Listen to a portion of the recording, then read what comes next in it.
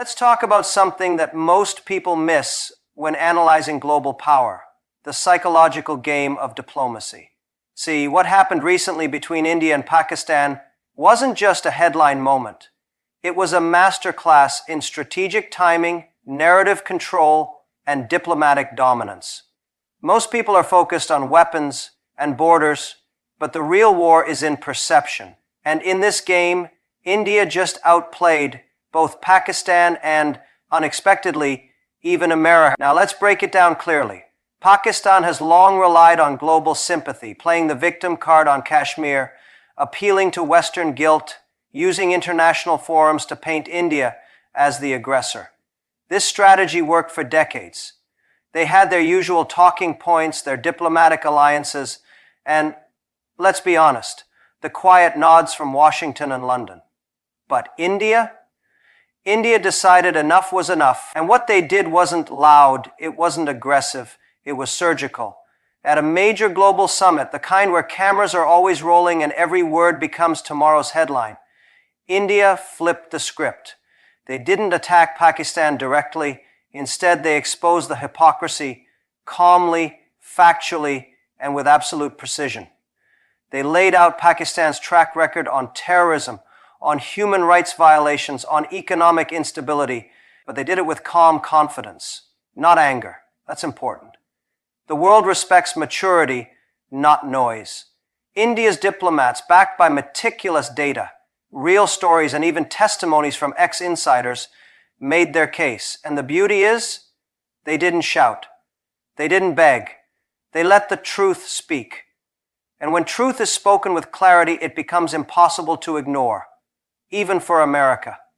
You have to understand how rare this is. For decades, the global South has been told what to think, how to act. Diplomacy was a Western sport. India refused to play that game. They brought their own rules. They showed the world that being powerful doesn't mean being aggressive. It means being clear, consistent, and confident. This is why Pakistan was humiliated. Not just because India made a better argument, but because Pakistan wasn't prepared for an India that didn't react emotionally. They were waiting for anger. They got strategy, and that's much more terrifying. And here's where America got uncomfortable. For years, the US liked having its thumb on the scale. They benefited from managing the India-Pakistan rivalry. But in that moment, the US wasn't the center. India didn't look west for validation. They didn't seek approval. They moved with the quiet confidence of a nation that knows its value. That's what America couldn't handle. The realization that they're no longer the director of this geopolitical play. Let me put it another way. In business, the most powerful companies don't waste time trash-talking competitors. They deliver results and let the market speak. India is now doing the same thing on the world stage. They're not interested in emotional outbursts. They're focused on impact. And psychologically, this is profound. Because power isn't about who speaks the loudest. It's about who sets the tone. Who frames the story? India framed the narrative, Pakistan followed, and America realized, too late, that they weren't leading anymore. This is what Jack Ma always talks about. When you have clarity of vision, you don't chase validation. You act with purpose, and the world eventually catches up. That's exactly what India did, and in doing so, they taught an important lesson not just to Pakistan, not just to America, but to every emerging nation that's tired of playing second fiddle. What India showed is that strategy beats noise, clarity beats drama, and self-belief, real unshakable confidence, is the most powerful diplomatic weapon there is. So now the question is, who's next? Which country will have the courage to step out of the shadow of old powers and claim its space with dignity, not desperation? Now let's talk about strength. Not just physical strength, but the kind of strategic strength that rewrites relationships between nations. Because when India displayed its military capabilities recently, it wasn't just about showing off hardware. It was a calculated message. A message directed at two very different audiences. One, Pakistan, which still believes that old threats can work. And two, America, which suddenly realized that India is no longer waiting for validation. It's building deterrence on its own terms. Let's be clear. Pakistan's military posturing has always relied on theatrics, short-range missiles, loud declarations, and a reputation that's been more myth than reality. For years, they've leaned on the idea that being unpredictable gave them leverage. But unpredictability only works when the other side is unsure. That era is over. India isn't unsure anymore. In fact, India is so sure of itself now that it doesn't need to react emotionally. It simply demonstrates capability. Think about it. When India revealed its advancements in next-gen drone technology, smart artillery, cyber warfare integration, and satellite-guided precision strikes, they weren't looking to provoke. They were showing calm, composed preparedness. It was a psychological shift, because real power doesn't scream, it whispers. And that whisper was loud enough to shake the core of Pakistan's military confidence. Here's the deeper truth most analysts miss. Military superiority is not about the size of your arsenal. It's about perception. When your opponent believes they can no longer surprise you, when they know every scenario has been prepared for, that's when fear sets in. Pakistan isn't afraid of India's weapons. It's afraid of India's discipline, its silence, its planning, its quiet readiness. And here's where things get interesting for America. See, for decades, the US has been the unspoken referee in South Asia's military dynamics. Their defense sales, intelligence sharing, and subtle interventions kept them relevant. But now, India's growing independence in defense manufacturing, from Tejas to Agniveer, from IN to cutting-edge drone swarms, has changed the rules. India isn't asking for technology anymore. It's building it. Better yet, it's exporting it. This independence makes America nervous. Why? Because it threatens their control. A self-reliant India with robust military capability doesn't just checkmate Pakistan. It rewires the entire regional equation. And Washington isn't used to not being the one pulling strings. But here's what makes India's rise so unique, and this is something most powerful countries still don't understand. India isn't interested in flexing for dominance. It's flexing for security, for stability, for respect. This isn't a military hungry to conquer. This is a military designed to protect, to deter, to ensure that no nation, not even a nuclear-armed one, dares to gamble recklessly. The psychology here is profound. India is showing that discipline is more terrifying than aggression. Preparation is more effective than provocation. And perhaps most importantly, restraint is more powerful than reaction. That restraint is what humiliates Pakistan, because it reveals the truth. You cannot intimidate someone who no longer needs to prove themselves. India doesn't flinch anymore. And in geopolitics, when one player refuses to react, the game changes entirely. You can see it in the way India conducts its border operations.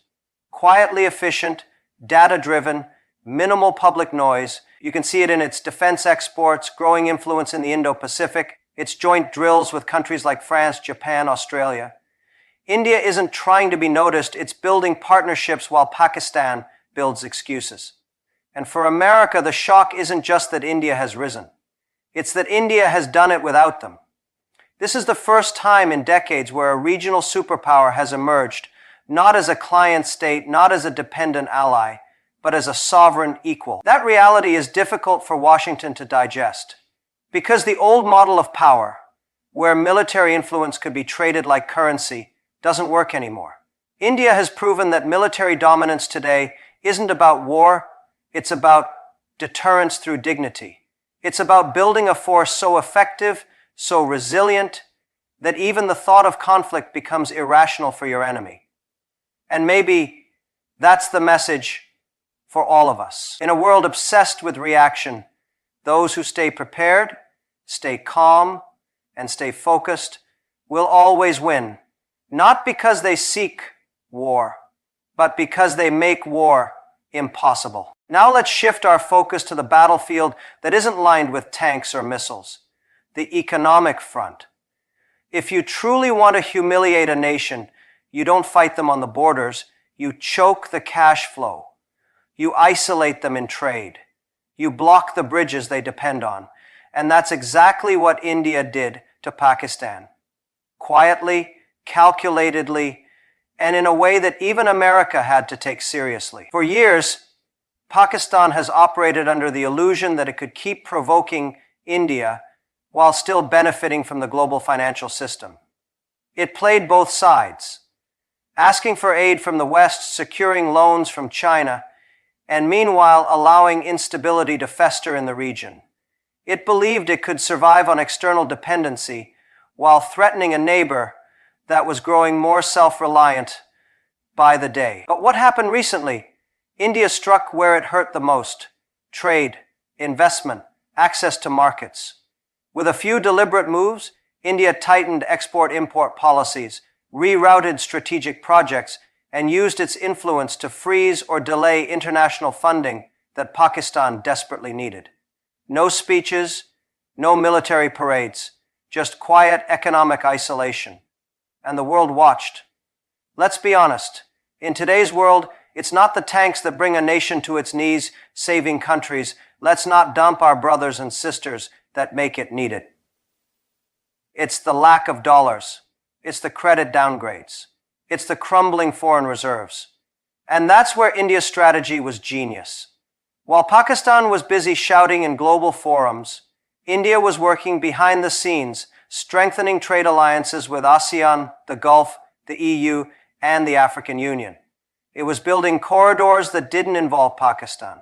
It was investing in new maritime routes, new supply chains, new technology partnerships. The world started aligning with India, not just politically, but economically. And this is where America started to feel uncomfortable. Because, let's be clear, the US financial system has long been the invisible hand behind who succeeds and who struggles. Aid, sanctions, dollar reserves, IMF pressure, these were all tools the US used to manage influence. But when India began leveraging its own economic weight to reshape South Asia, without Washington's consultation, it disrupted the existing playbook. India didn't wait for approval. It used its $3 trillion, $500 billion zero-cents economy, its massive consumer base, its credibility in global institutions, and started rerouting opportunity away from Pakistan. It was as if a light switch flipped. Suddenly, Pakistan wasn't just isolated politically, it became irrelevant economically. And that, more than anything, was the real humiliation. Because here's the truth that's hard to admit. No country respects a beggar. And Pakistan, at this point, has built an economic strategy around survival, not strength. Loans from the IMF, bailouts from China, conditional support from Saudi Arabia. These are not signs of sovereignty, they're signs of dependency. And in the modern world, dependency is the worst kind of weakness. India, on the other hand, is walking the exact opposite path. It's not just making money, it's designing systems. UPI is revolutionizing digital payments. Startups are scaling globally. Indian brands are becoming global players in pharmaceuticals, tech, and renewable energy. Even countries that once ignored India are now seeking partnerships. Why? Because India is not selling desperation, it's selling value. And this contrast between a Pakistan begging for survival and an India offering innovation is what forced the world to make a choice. And increasingly, they are choosing India. Not because of sentiment, but because of logic. This is where psychological insight matters. When you build quietly, when you become useful to others, when you focus on adding value instead of chasing validation, you become magnetic. Others want to work with you not because you demand it, but because they benefit from it. That's how India is playing the economic game. And that's why Pakistan and even America are rattled. America isn't afraid of India's military or even its diplomacy. It's afraid of losing economic control. And when India shows that it can realign regional trade, create new financial ecosystems, and lock Pakistan out of major deals, all without American oversight, it sends a dangerous signal that the world no longer needs Washington's permission to prosper. That's the shift. That's the power. That's the humiliation. Because what Pakistan is feeling right now isn't just economic pain, it's strategic irrelevant. And what America is realizing is that India is no longer a partner in need. It's a competitor with vision. And the most important lesson here, in a world that rewards innovation over noise, the loudest one in the room is rarely the one in control. True strength isn't declared, it's demonstrated. Quietly, systematically, unapologetically. Let's talk about what really hurts a country more than sanctions, more than military losses, more than even economic isolation. Global embarrassment. Because when the world stops taking you seriously, when your credibility collapses in front of cameras, when your lies are exposed not by your enemy, but by your own contradictions, that's when the humiliation becomes permanent. That's exactly what happened to Pakistan. And the way India handled it was nothing short of brilliant. We live in a world where narratives matter more than facts. Whoever controls the story controls perception. And perception in today's world is power. Pakistan, for decades, has relied on telling the same story at every international platform, that it is a victim, that Kashmir is under siege, that terrorism is a reaction to injustice, that India is the aggressor. This narrative used to get them attention, it used to get them sympathy, and more importantly, it gave them cover. But here's the problem with relying on a false narrative for too long. The moment someone shines a spotlight on it, it falls apart. And that's exactly what India did. But not in anger, not with dramatic speeches. India showed evidence, dates, video, statements from Pakistan's own former diplomats, generals, even their own journalists. At one key international forum, whether the UN or G20 or another high-profile summit, India calmly pulled back the curtain. They let the facts speak for themselves. And when that happened, the audience wasn't shocked by India's words. They were stunned by Pakistan's silence. See, when you live off victimhood long enough, you forget how to defend yourself with truth.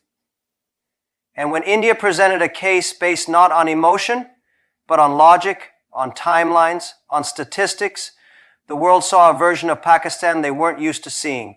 Unprepared, unconvincing, and exposed. It wasn't just a diplomatic win.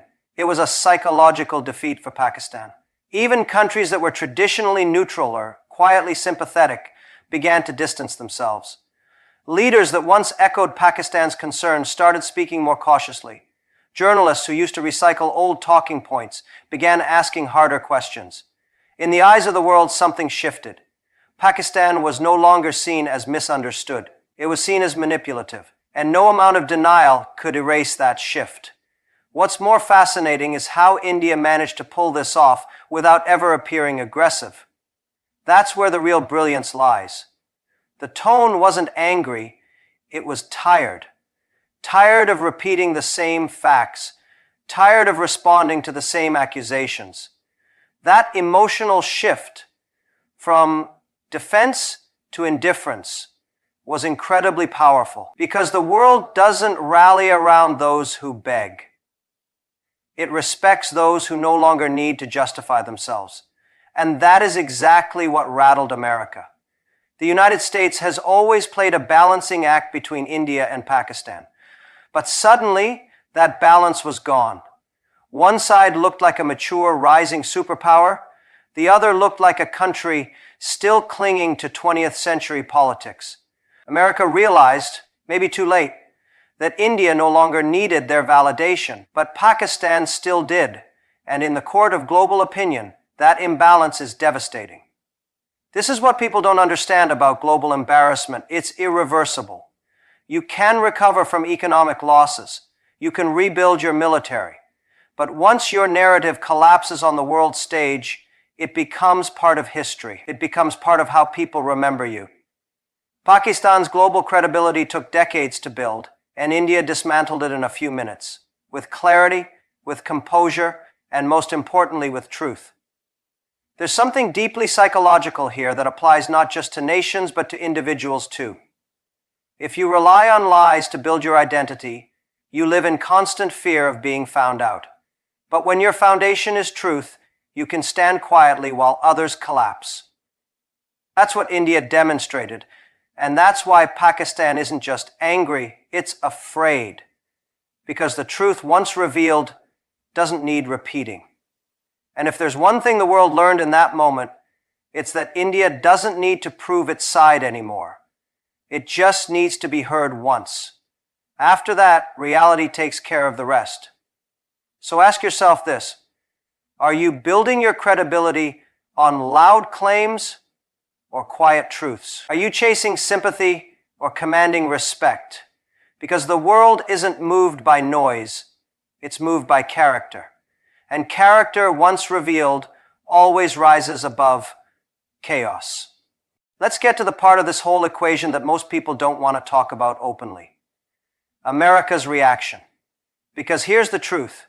When India humiliated Pakistan, it didn't just shift power in South Asia. It shook the very foundation of how the United States has historically maintained control in the region. And the discomfort in Washington wasn't about sympathy for Pakistan. It was about losing control of the narrative, something far more valuable than territory or trade. For decades, the US played the role of the puppet master. It kept the India-Pakistan rivalry alive, not out of malice, but because it gave them leverage. As long as both sides looked to Washington for guidance, weapons, funding, or approval, America stayed at the center of the chessboard. They could sell arms to both, apply pressure when it suited them, and call themselves peace brokers while maintaining strategic control. But this time, India didn't play that game. It didn't wait for Washington to signal green lights. It didn't ask for permission. It moved independently, diplomatically, militarily, and economically. And the result was devastating for Pakistan. But more importantly, it revealed something far bigger. India no longer sees America as the referee. And that's what really rattled them. See, power isn't always about having the biggest military or the deepest pocket. It's about setting the terms. For a long time, America was the one defining what was acceptable, what was justified, what was in global interest.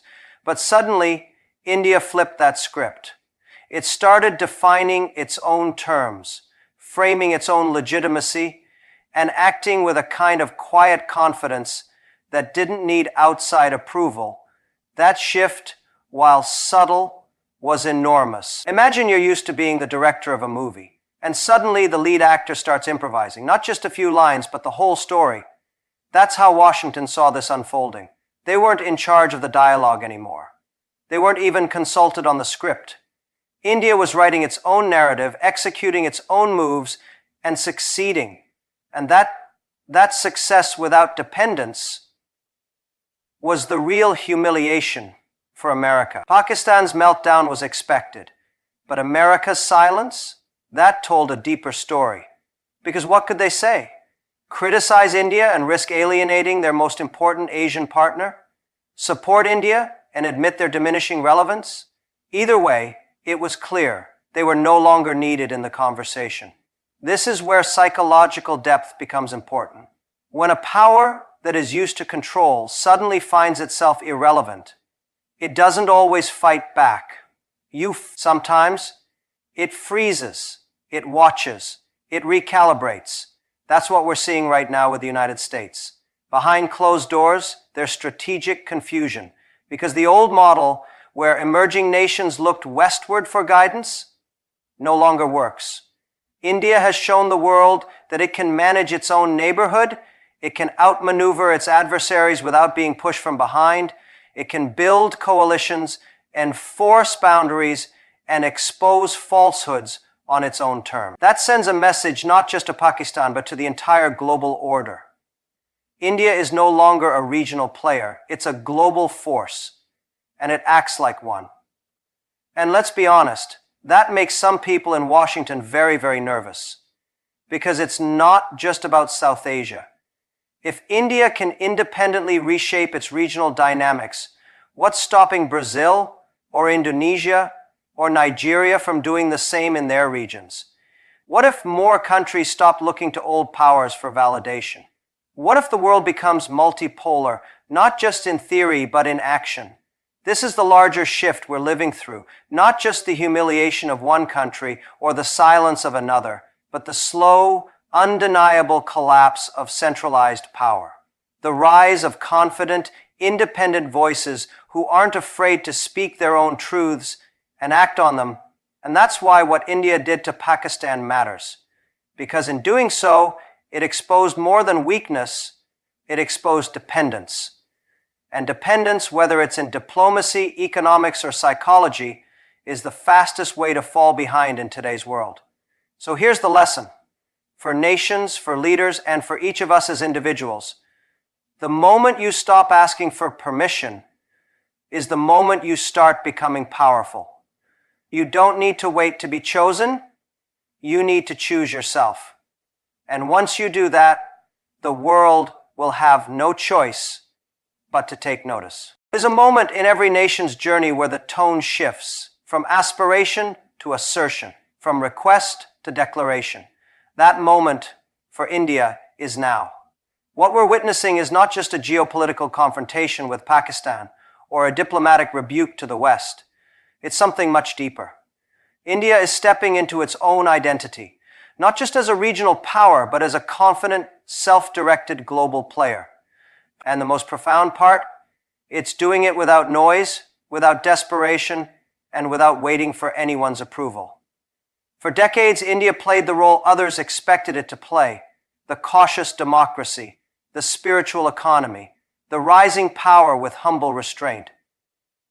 But power without self-belief is like wealth without purpose. It doesn't lead, it hesitates.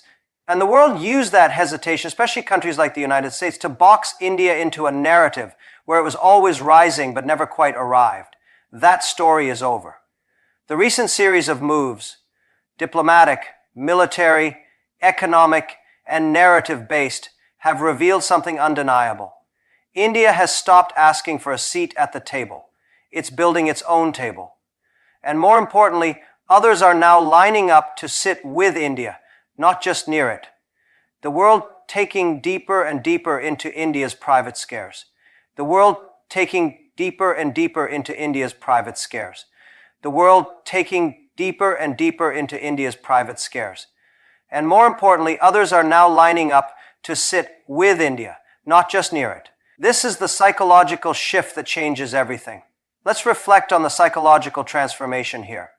When a nation internalizes its own value, it stops negotiating from a place of fear. It stops reacting to threats. It starts creating opportunities. And when that shift happens, everything else realigns. Diplomacy becomes influence, defense becomes deterrence, trade becomes leverage, and humiliation turns into a tool, not a liability. Pakistan's fall in this context wasn't just a collapse of policy. It was the exposure of a mindset still trapped in old patterns, reactive, insecure, and dependent.